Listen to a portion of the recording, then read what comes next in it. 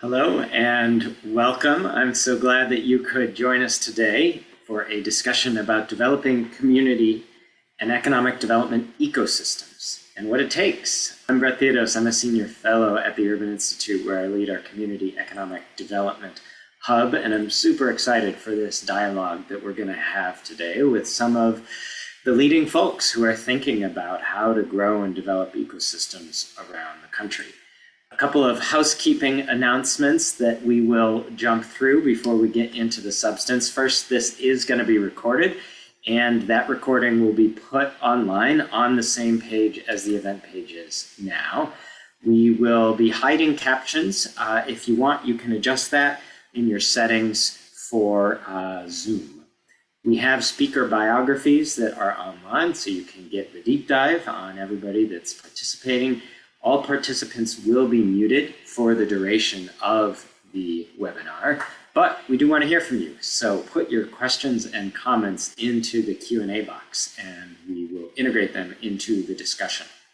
Lastly, we're going to have a survey because we always want to hear about ways that we can make events more engaging and dynamic and what topics you want us to cover. So please put your feedback and input into the event. Okay, I'm going to set this up just a little bit in terms of the content that we will be getting to today. So first, before we go any further, though, we want to thank the funder of this work, which is the JPMorgan Chase Foundation. Grateful to them for support. They've been underwriting a series of capital flow research that I've been doing along with some other funders. And this learning and this discussion emerges from that work. So by way of illustrating ecosystems and how they're different, I wanted to show you very briefly something that we just recently released, which is a feature on Chicago. And it is a look at how capital investment is flowing there. And we can put the link in the chat. But what this is showing is some of the significant differences that exist in capital flows into communities. Now, capital flow does not equal ecosystem strength. We will unpack and define what ecosystem strength is, but it's one way to understand whether things are going right or not. And so Chicago is there in the middle, but we see in terms of annual average overall investment per household into the top 100 cities, we have cities like Buffalo and Detroit, others here at the bottom, and at the top you see as well. And so what we have in illustration here is places that are doing pretty well at accessing capital flows and places that are really struggling to do so. And motivated by this understanding that disparities exist and who's getting investment and indeed for what purposes, we're interested in looking further at why and what can be done about it. We really do want solutions to be part of today's discussion. So I will briefly sketch also what we might mean by the word ecosystem. That is a nebulous word, I think perhaps overused, but at the same time also really matters in terms of influencing how capital flows into community or it doesn't. Who makes up a community development finance ecosystem? Would certainly include lenders of capital like banks, commercial banks, fintechs, non-banks, credit unions, development finance agencies, community development financial institutions, minority financial institutions, and the like. Certainly it would include users of capital like CDCs or other nonprofit developers, for-profit developers that are building mission or impact projects. Again, DFAs, land banks, small businesses, others. Government agencies have a role in a local ecosystem, providing financing and facilitating zoning and permitting, assembling or releasing land.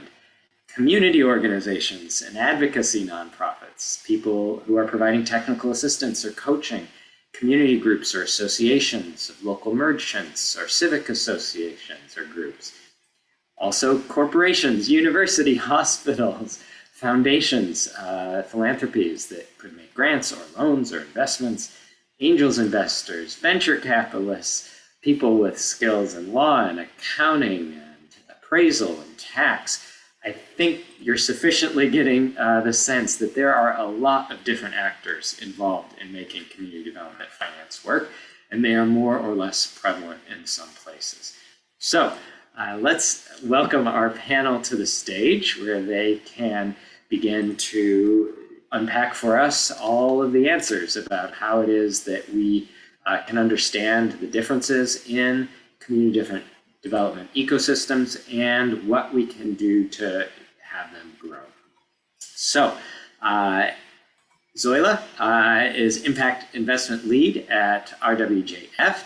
RJ is a Senior Research Fellow at Lincoln Institute for Land Policy. Chris is President at National Community Stabilization Trust, NCST. And Karen is Principal of Karen Williams Consulting, a community development finance practitioner. Thank you all so much for joining today. Great. So we'll jump in with our first question. So the feature illustrated, but you also know from all your work that community development finance varies widely. Can you help us understand what that actually means, how it's experienced on the ground as it is differently? Chris, can we start with you? Good morning. Excuse me. Good morning, and glad to be here. I think, all development, all community development is local, to paraphrase Tip O'Neill, like politics, and how it plays out on the ground really tracks what institutions, what players, what dynamics, both politically and financially, and on the ground in the community exist in various cities. Prior to NCST, I was the president and CEO of Build Baton Rouge, which is the land bank and redevelopment authority for that city. And Baton Rouge was a place where you may have projects that kind of come in with sometimes outside financing, outside capital, but rarely does that expertise and that capacity remain once the project is completed or goes into its operational phase. And so what we struggled with was kind of creating the indigenous capacity for a more sophisticated public finance ecosystem, if you will, to facilitate the types of transactions that would advance, frankly, a more racially equitable development of community that would build up local CDCs, of which we have, very little, virtually none, and create the kind of lasting impact that would inure to successive projects and measurable benefits for the community. So I think that differs depending upon where you are, but like many mid-sized places, and Baton Rouge is quintessentially a mid-sized metropolitan area, I think we grapple with the lack of indigenous stable capacity for projects and public finance at scale. Thanks, Chris, and that's a helpful beginning entry definition or way to understand community development ecosystems and capacity. That word indigenous, what's local, what sticks around. I really like that. Others, what have you seen as you work across the country? And I love the notion of thinking of community development and its related finance as an ecosystem. It's a set of interdependent components, each of which needs to be timed in a way that is supportive of the others. Because of the interdependency, some of them have to be concurrent and some of them have to be consecutive. So let's think of it like a reef ecosystem. A reef ecosystem has a structure that it operates around, the coral. So the structure of a community development ecosystem is a comprehensive plan that allows the local municipality to attract projects, project developers, sources of capital, mission-oriented participants in the local ecosystem to do projects that are incremental implementation. Each one is an increment of a comprehensive plan. To use government powers and measures to help to time and sequence those things so that the interdependency is optimized, but also to do a color of money concept. It's possible to have plenty of money to accomplish a big goal, but have the money not be suitable for each of the purposes to which it needs to be placed. So considering its timing, its cost, its limitations, and its highest and best effectiveness is a map of available capital that can bring greater efficiencies and better opportunities to finance that ecosystem. But the skeleton that upon which it's built, a comprehensive community plan, is the secret sauce. Thanks, Karen. I like the metaphor for the reef as well. That's helpful in my own thinking of what it takes and what really is the infrastructure that holds some of it up. RJ. Yeah, there's a couple of things that come to mind with this question from me, Brett. And, if we're thinking about an ecosystem as a naturally occurring ecosystem, which I would argue planned or designed ecosystems, the strongest ecosystems are naturally occurring and they occur to fill real, authentic needs. That's something that we've seen a lot in our work, is that those real, authentic needs don't always need to be. I wouldn't want folks to hear planned and think centrally planned by a governmental entity, because anybody in a community can step up into that role as convener, leader, connector. It doesn't always have to be government, doesn't always have to be philanthropy, doesn't always have to be funders, doesn't always, frankly, have to be capital. It can be a more naturally occurring ecosystem development. For me, is an important thread to pull on a little bit here, because natural ecosystems respond to real, like, life and death needs. And I think our engineering of a community investment ecosystem in a place needs to be firmly, we've found, the most healthy, strongest places are where there's been some bridging entity between the voice of community and those priority setting activities that Karen was just describing. For me, I think the two need to be, I think one needs to come before the other. It is a chicken and egg, or egg and chicken, or whatever the appropriate metaphor here is. And I know we're going to get to roles for different players in an ecosystem a little later, but I just wanted to, on the front end, bookmark that making effort to root in real people's needs, if you're talking about ecosystem development, I think is a key point to consider. Sergey, absolutely. So yeah, if I could add, so at the Robert Wood Johnson Foundation, we're the largest health foundation in the country. We care about community conditions as a way of achieving health and health equity.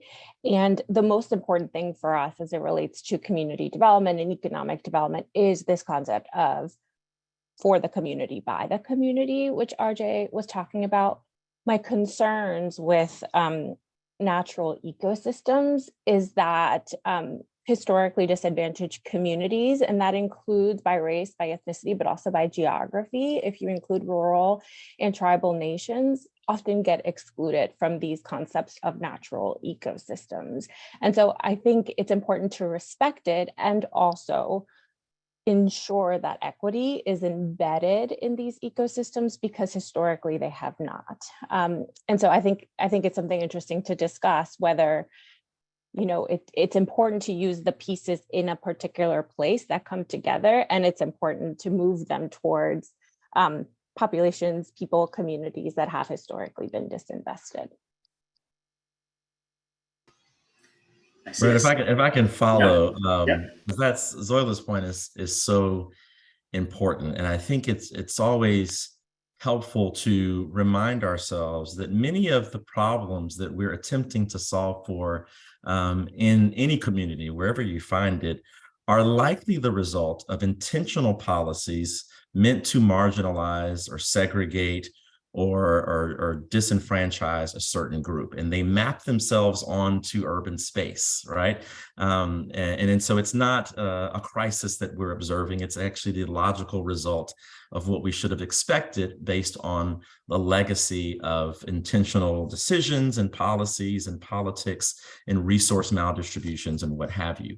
Oftentimes when the kind of equity focused interventions, which are pooling together all of the sophisticated forms of capital and partnerships and philanthropy, and when that's coming together, you may still have players in the mix who were a part of previous regimes that created these issues in the first place.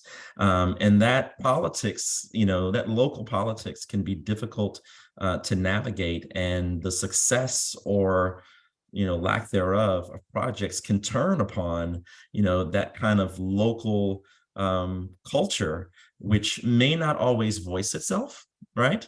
Which may hide behind kind of polite, kind of conventions and what have you. And that can be very challenging. So I just wanted to underscore that and follow Zoila's point that,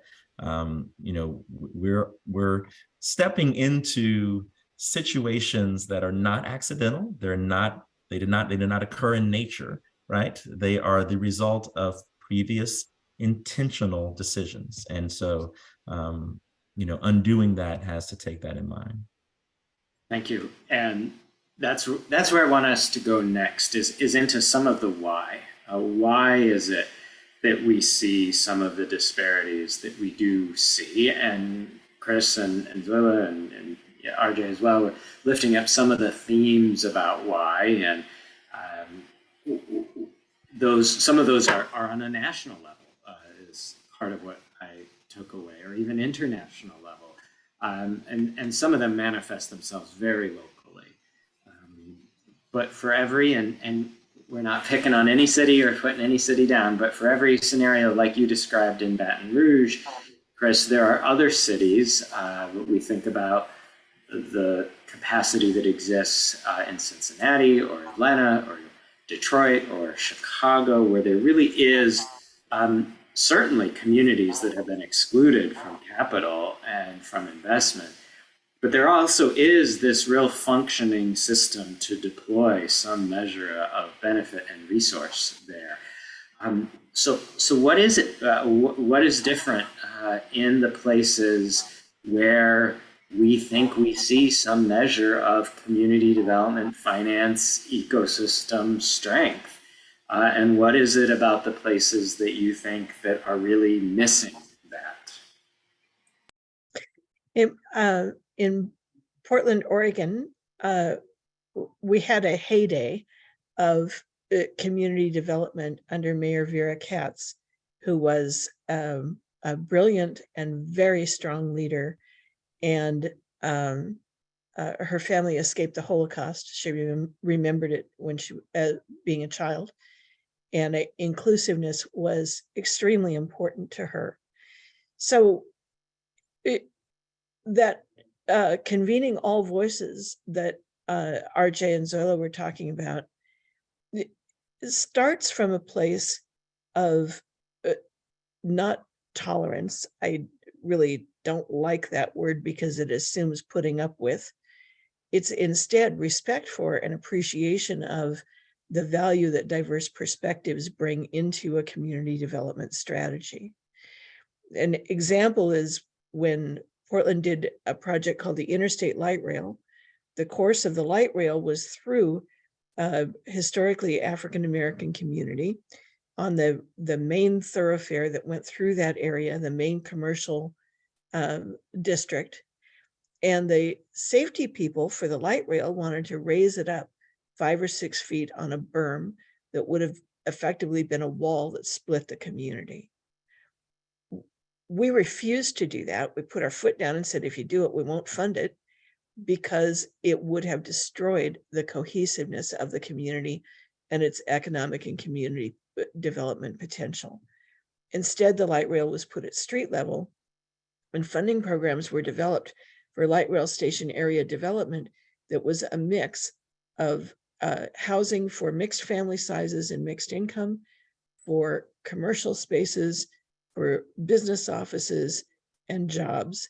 And that whole system, ecosystem plan that prevented great barriers to community development was based on the historic injustices that community had suffered, and the need to do everything about our transportation and community development plan with a high degree of intentionality that was really about respect for the community.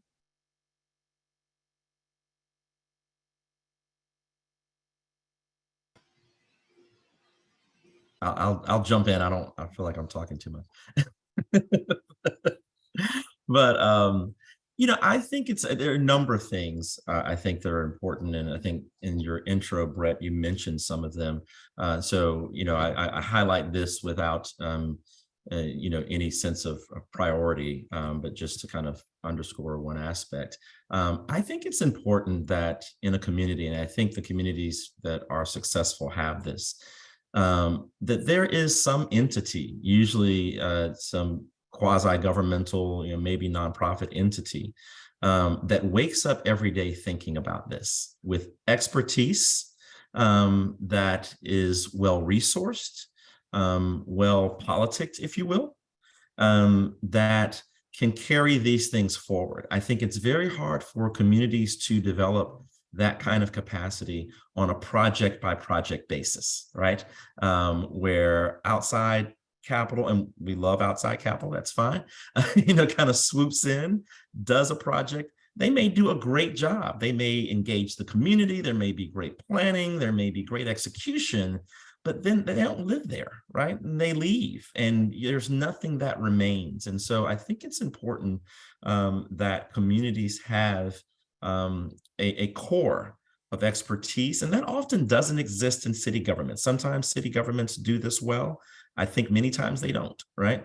That there is a core of expertise of people who, I like to say, wake up every day to do this, right? And I think if you have that over time, it begins to supplant the kind of political, glad-handing kind of action that can kind of exist in the absence of that. And that's what you don't want, because oftentimes community development cycles that are to have impact and that we can measure extend beyond political cycles, right? It can take more than 4 years to do good work. And that can be very hard if political incentives kind of cut against that kind of longitudinal focus. So I think it's important to have a core of expertise, be that a development finance agency, the redevelopment authority, a land bank, whoever, right? See a well-resourced and CDC, obviously, but it's important that we have that in communities. I think that's a key to success. I agree. I think it's really important. Any project is not necessarily enough. On the other hand, we do need projects, right? Because everybody engaged in that ecosystem makes money off of a project going to close, even the nonprofits. And so at the same time, we need a density of activity, a diversity and a density of activity that can have sufficient throughput, that it can support the institutions that are there. Hopefully locally. Zoila, your thoughts on the why question? Yeah, and I think to the point of there having density and diversity within pipeline, I think that comes from 2 factors, because I think we're talking about the capital coming in, right? And that's the supply of capital, but then we also have to organize the demand for capital. And this is really using the Center for Community Investments capital absorption framework. And I think the pipeline building comes in that organization of demand when you have shared priorities that the CDC can share with the CDFI, with the local community organizations, with any wealth building strategies. And so that's really where I've seen it be most successful. And to Chris's point about like roles of almost anchor institutions, and I'm not using it in the typical way, but more so like just organizations within a particular place that can really guide. I think where I've seen it most successful is when players can flex. And so I have seen it work when I was a New Market Tax Credit investor in Dayton, where the university and the hospital system were playing roles that corporates just, there was a lot of disinvestment in Dayton due to corporates. And so the hospital and the university really stepped up in order to help with the development. And so having the ability to flex roles. Also, I've seen places in which there are CRA deserts, Community Reinvestment Act deserts, where there aren't a lot of banks. Can the city start a public bank? Can we bring in a credit union? And so this ability to kind of like flex around who does what, I think is really important, that if a particular place doesn't have a bank, it's okay because you have other assets. And I think that goes to what we've been talking about in terms of local ecosystems and really being able to share in what is already there. And as a national foundation, I think we get asked this question a lot of like the national player that goes down into a place. And we do have a focus in small and mid-sized cities, which we define as populations between 50,000 and 500,000. And I think we've been struggling on what is our role within a local economy as a national player. And through everything that we have been reading, I think it's very clear. I'm calling out and calling in Brett here, because one of the things that we always see is like, oh, well, we need long-term, low cost, patient capital, right? In any like local ecosystem report, you always see the need for that. And I think we need to go beyond that to say like where and to whom in order to make that local ecosystem work better. Love it. RJ, you're doing some ecosystem building work. Yeah, so one of the things that and thank you for bringing that up, Brett, our work in trying to organize public finance and community to be more receptive or potential filled for outside investment capital. One of the things that we've I'm happy to drop something in the chat to sort of point folks to that project. We're working in 11 states around the country on this accelerating community investment, national community of practice. A couple of the things that resonate from that work, and really something that Zoila was just saying that stuck with me too, is the call of telling a more effective, alongside being data driven and being very serious about looking at something like a capital flows analysis that clearly shows the problem that you have, even if capital is landing in terms of its spatial segregation in a place. You know, I think about the Chicago map. Brett, you and I have talked about Baltimore a ton, right? These are places where capital is being delivered at fairly deep scale, you know, tens and hundreds of millions of dollars, but not on the west side of Baltimore, and not on the south side of Chicago. And the data shows that. And I think that's one piece of the how to attract new investment, how to build a stronger ecosystem. The second piece of it that we've found is that communities, small c, organized by whoever, as I was saying, philanthropy, community organization, governmental organization, quasi-governmental organization, like Chris was describing. So being better storytellers on top of those clearly articulated patterns of use of existing capital use. So telling a better story we've found to be a significant skill deficit in a lot of places. People are very good in the public realm at talking about production of housing units, of jobs created. Those things are not particularly compelling to a whole stripe of capital holders who care about deep community level, granular community level impact alongside and equally to population level outcomes in the long term. So telling those better stories, getting more sophisticated about that sort of data collection and using data and storytelling to come to the third piece of it, which in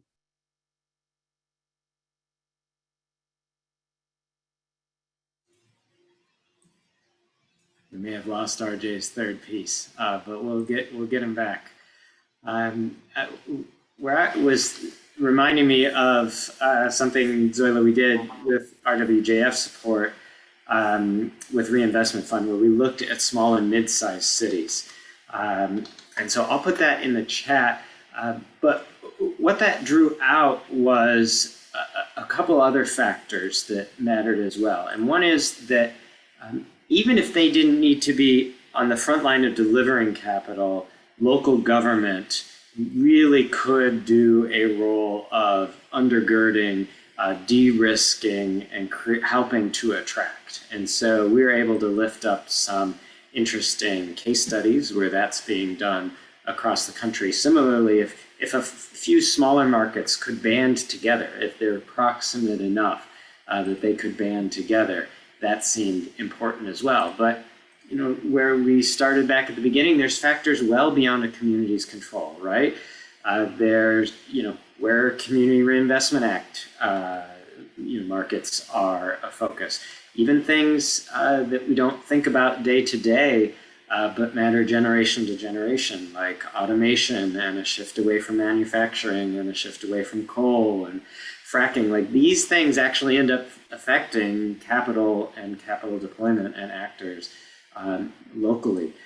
So when we think about community development ecosystem, I guess what I'd like to unpack next is it as straightforward as this city is strong, medium, or weak? Or is it, okay, well, they've got a good micro lender, but they don't have any way to pull down venture capital, or they've got a pretty good this and not a pretty good that. Is it all just components at the one end? Is there a big thing that we could say it matters? Is it somewhere in between? Karen, what would you say? I think you're pulling on a thread that Zoila and RJ both touched on. And Zoila, I loved your comments. That is really about mapping the ecosystem and thinking about its functionality. Instead of an individual role owning a particular idea, which is really solving at the tactical level.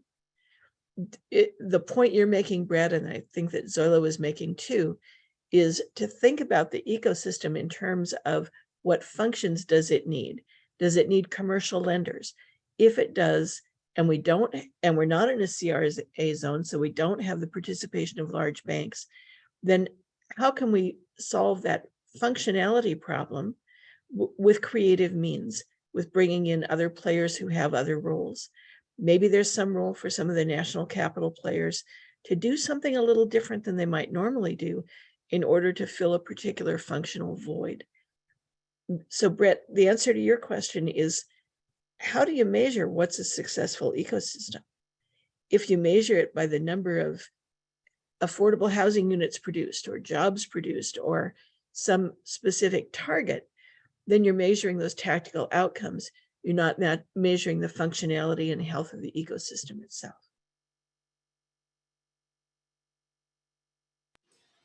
Great. Agreed. Thanks. Others who want to jump in on, is it one thing? Is it multiple things? In part, I'm building up to how we might intervene, but just so we understand the discrete elements first.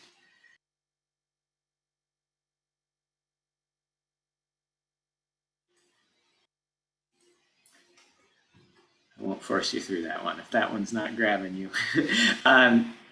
All right, we're getting so many good questions in, so I do want to begin to pull those in. But I guess where I'd like to go next is first to solutions. We have approaches that intervene very specifically. We are going to help this type of lender do a project here, or this type of lender move here. And so maybe we'll have grown that very discrete function. We have some much broader efforts. Agencies like the Economic Development Administration might help support a local planning process. And there are certainly other planning processes as well. There's cross-city learning exercises. There's bring somebody who used to be upstate, downstate, or vice versa. Certainly, a lot of this also comes down to actual people and getting and retaining actual people who have the skills and capacity to do this work. There's cohorts like RJ runs. There's a while back I evaluated strong cities, strong communities, right? Where you actually could have an embedded person who might have those skills. There's technical assistance cohorts, there's coaching and mentoring and right? But what do we do? And some people are supporting the deal pipeline in the hope that something will catch a spark and it will throw off some ancillary ecosystem benefits. Maybe they know that a project is just a project, but they're hoping that it can lead to a sustained group of projects. Some programs and efforts like community development block grant, you can count on getting your allocation every year, and you know what it's going to be, and you can parcel it out. Other things like new market tax credits or EDA or others, you don't know what you're going to get next year, and you don't know who you're going to get it from and exactly where it's going to go. And so it's harder. And LIHTC might be similar in smaller places. Bigger places can count on having some number of LIHTCs every year, but smaller places can't. So what would you say when you begin to start thinking about solutions for the cities that are 10 years behind, even if they're big, or the cities that are small or mid-size and might struggle to build the full complement of ecosystem actors?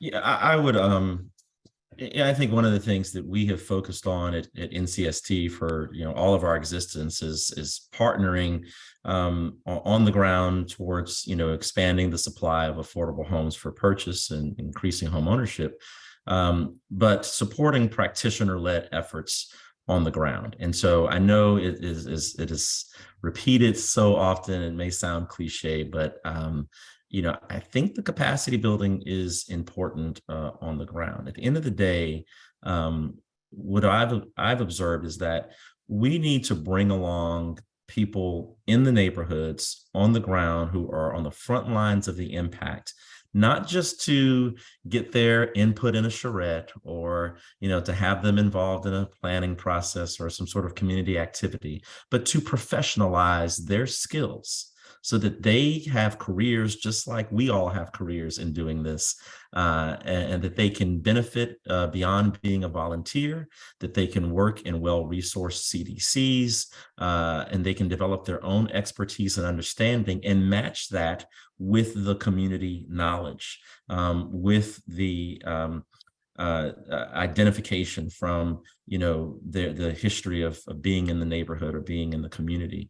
And so one of the things we're thinking about through a number of programs is how do we directly build up those people in their capacity so that their voice can lead. And certainly you'll draw other people into transactions and into planning efforts, as you should want to, right? You always want to bring in outside ideas to make sure you're doing things state of the art and on the cutting edge. But oftentimes that happens without the meaningful engagement of people on the ground. And there is a kind of culture or an expectation of volunteerism, right? We want them to show up and we want to hear from them and blah, blah, blah. But the people who most need it, who don't get paid what we all do to do this work, they don't have a career that they're developing in it. And yet we expect that they are going to lead this change. So we've got to direct capital and resources and support to really build up their capacity. So that's, just one thing that I think comes to mind. Zoila, thanks, Chris. I loved, Chris, what you said, because I think a lot about my parents who still live in New York City. And it's like, if you ask them to show up to a community meeting, they'll be like, no thanks. But they definitely have ideas, right? They definitely have complaints. They definitely have needs. But I think the community engagement piece is probably still one that I think we need to meet folks where they are. We cover municipal bonds, and in order to issue municipal bonds, you need to have community engagement. You need to have open meetings, and what we're realizing is like, is that enough? And I think the answer there is no. And so I definitely second the need for authentic community engagement. Also, Chris, you mentioned on capacity, and I think capacity means lots of things to lots of different people. For me and the work that we're doing, it's really moving beyond the deal stuff to be able to think about holistically and strategy level. How do we build the capacity of organizations for them to have staff that can work on that really hard new markets deal, or that LIHTC application, or that EDA competitive grant? How do you staff up an organization so that they can have people to do that while they really think of the strategy? How do they think about collaboration? Because I think collaboration takes a lot of time.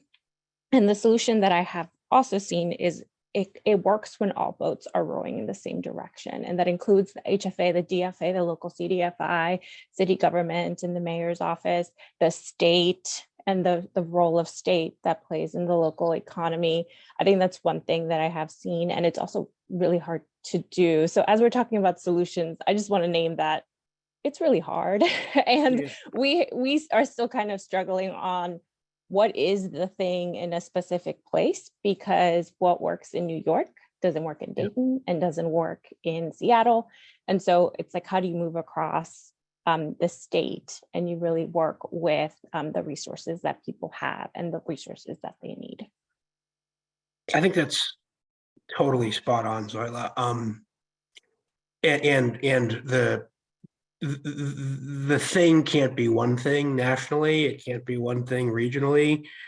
I'm struck by some of the work that we've been doing in California, which by virtue of its scale and size is a series of 6 different network conversations, right?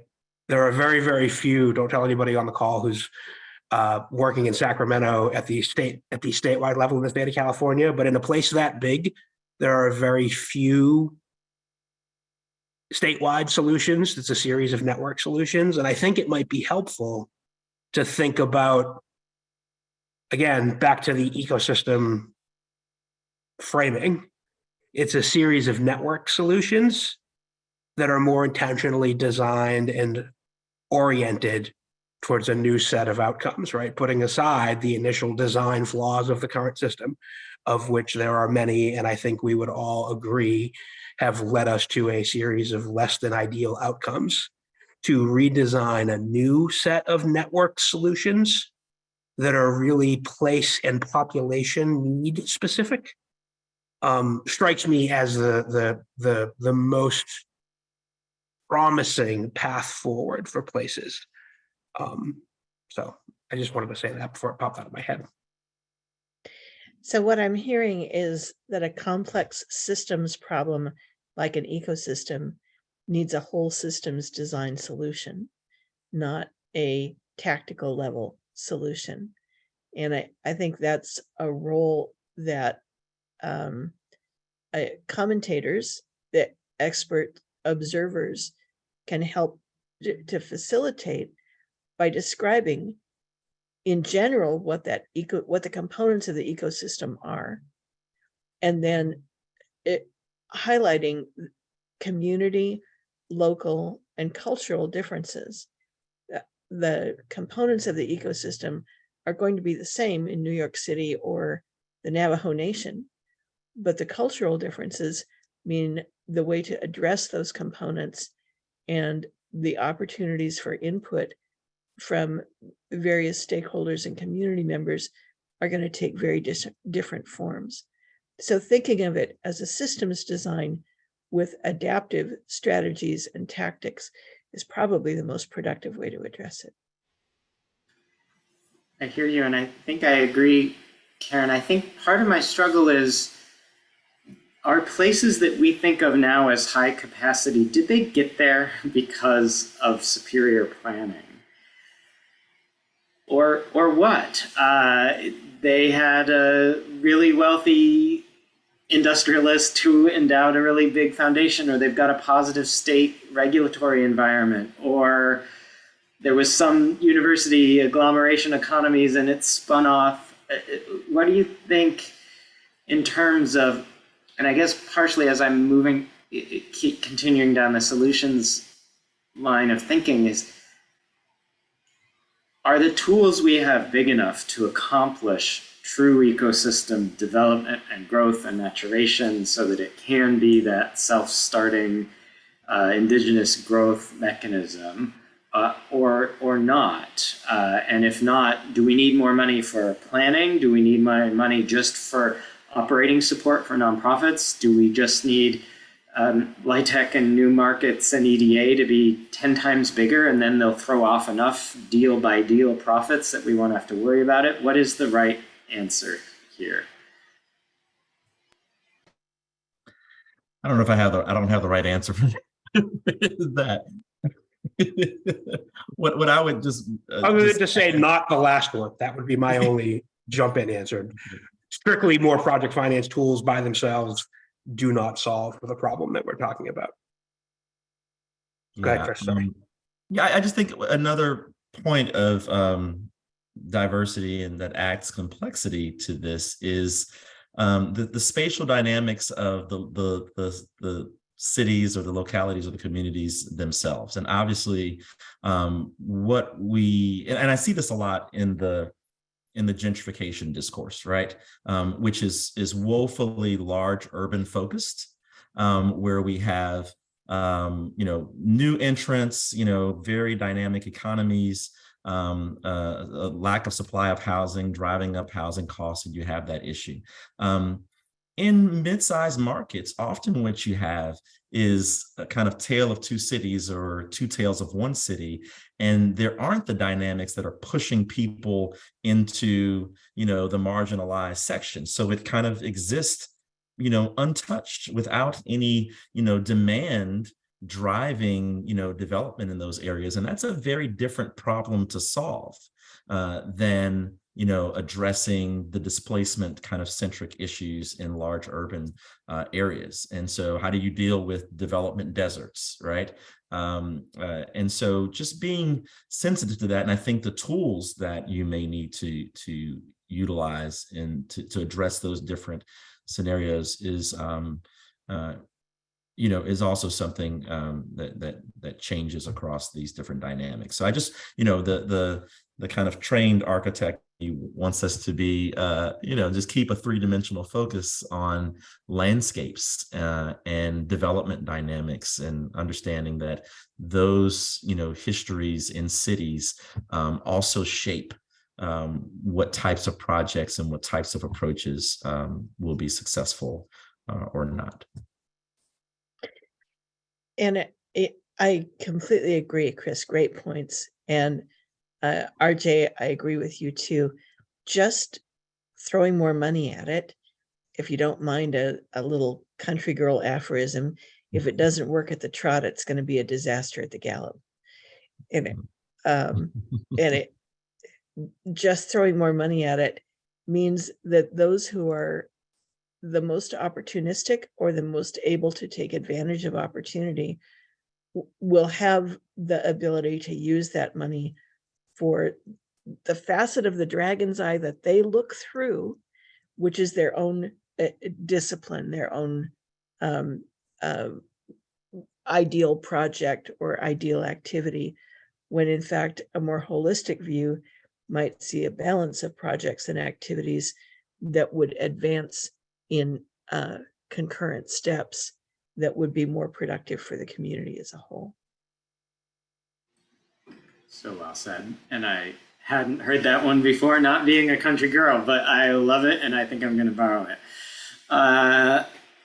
Others on solutions, and then I'm drawing in the Q&As are outstanding. I wish we could do a roundtable with half of you and the other half joining in.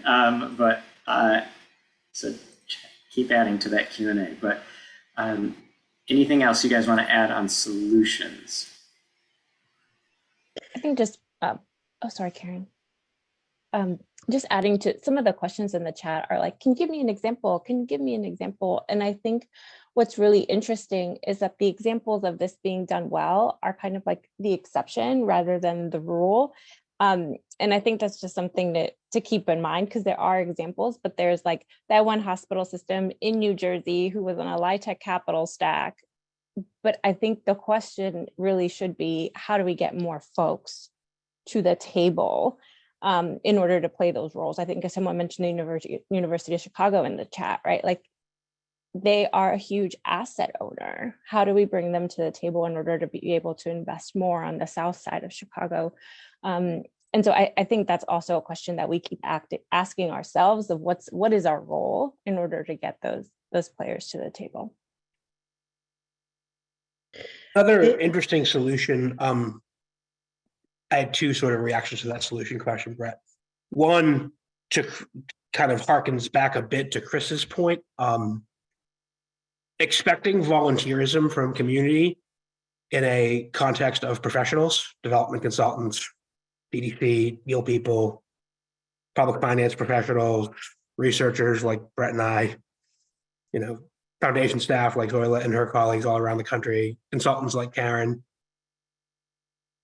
A relatively quick, certainly easy, is the next time that a public entity on the call is convening of a charrette or a community process, decide to pay all of the consultants that are a part of that process 10% less, and include in your documents a request that they resource participation from community. If you want to, right? Like that's a tactical, very easy. There are people, I look, there's 300 people on this call, probably 200 or so have or will in their professional role written an RFP. Just to decide that you want to take an interim step in your place to professionalize your valuation of community input by saying that you're going to resource it, and decide to do so by paying your various consultants a little bit less. They're still going to probably want to do the work. But if you structure something that requires that happens, it can start to happen.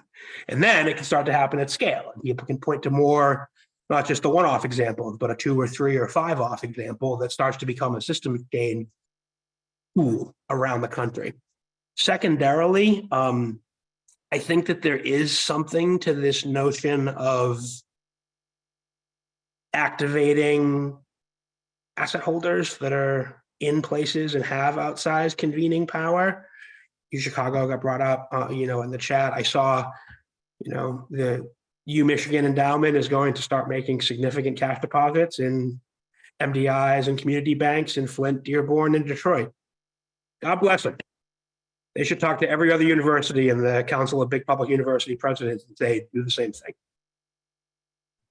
Just to follow RJ's point, we just have to be careful. We're speaking in a very sophisticated language of acronyms and terms and conventions derived from policy, and there are leaders, just to follow RJ's point, there are university leaders who are very sophisticated who don't know what a new market tax credit is, and have no idea how the university can support a transaction, how that would even work, and how to benefit. There are city leaders who don't know the alphabet soup of how this gets together. So it comes together, even as they say how do we spark public investment in our neighborhoods? How do we deal with these blight issues? How do we deal with vacancy and what have you? So, and there's so many resources, right? And so sometimes it's just connecting them to all of the many tools, the symposiums and things like this. There's probably somebody on here who's hearing something for the first time.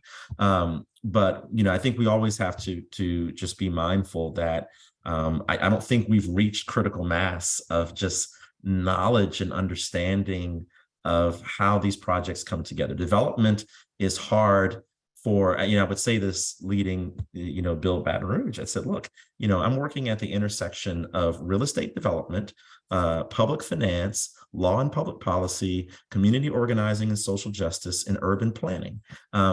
Everybody doesn't understand those things, disaggregated, much less how they intersect. And so there's just a lot of education, even with sophisticated people, that needs to happen so that everyone understands. And again, I go back to the long cycle nature of this work.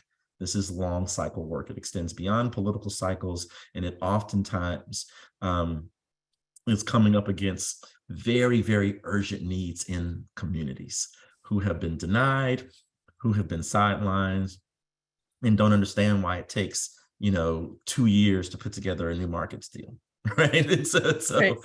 it's we have to wrestle with that and educate and also manage expectations, and also adopt our own sense of urgency to match that on the ground. Well said, Christopher. And as a new markets practitioner myself, we could have a long conversation about that. But there's a thread that's been running through this that we haven't really highlighted, and that I'd like to, and I know, Brett, we're about out of time, so I'll make it quick. And that is authenticity of any community development plan. Every locale not only has its unique ecosystem and presence or absence of skills, capacity, money, planning, whatever it may be, but every locality also has its history and its roots and its local culture. And having a community development plan that is built on the voices of all of the diversity and richness and history of the community means that plan rises up into a concept that has authenticity to those roots. And if it does, then the incremental implementation of that plan that happens at the project level is also going to be projects that are relevant and that implement community goals and desires and meet community values. That notion of integrity to the authentic roots of a community means things resound with people as being right. When they're right, they're more likely to get the political support that they need for core infrastructure spending, to support community planning, to support the kinds of things that are necessary elements.